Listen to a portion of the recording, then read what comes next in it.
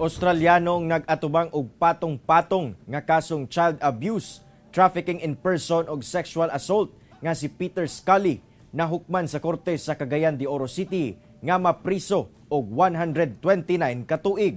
Ani ang report. 129 years nga pagkapriso kini ang desisyon nga gipagawa sa RTC Branch 37 sa Cagayan de Oro City batok sa Australianong pedophile nga si Peter Gerard Scully. Kini may kalambigitan sa 6 counts of attempted trafficking in persons, child abuse, sexual assault ug uban pa. Ang live-in partner ni Scully ug kauban sa paghimo sa krimen nga si Lovely Margallo gipahamtangan sab og 126 ka tuig nga pagkapriso. Ang ilang mga kauban nga sila Alexander Lau ug Maria Dorothea Chia gipahamtangan sab og kapin 9 years nga pagkapriso sa kasong use of traffic, persons and possession of child pornography.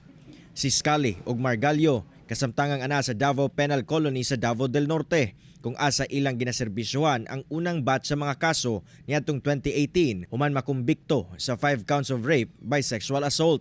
Matod pa, napadali ang paggawa sa desisyon sa korte sa ikaduwang batch sa mga kaso nila Scully ug iyang mga co-accused human nga mipailawom sila sa plea bargaining agreement.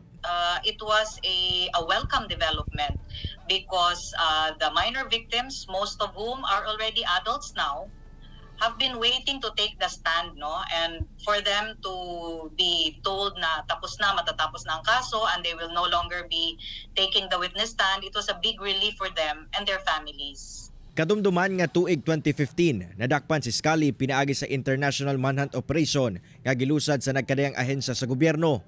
Modos niya ang pagpangita o mga pamilya nga naglisod ug iyang kuwaon ng mga minor de edad nga bata sa pasalig nga matagaan sila og maayong kinabuhi.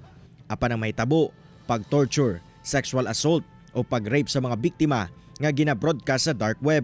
It's more than sexual harassment. It's really qualified trafficking in persons involving children. The youngest of the victims was just 18 months old during the time of the incident.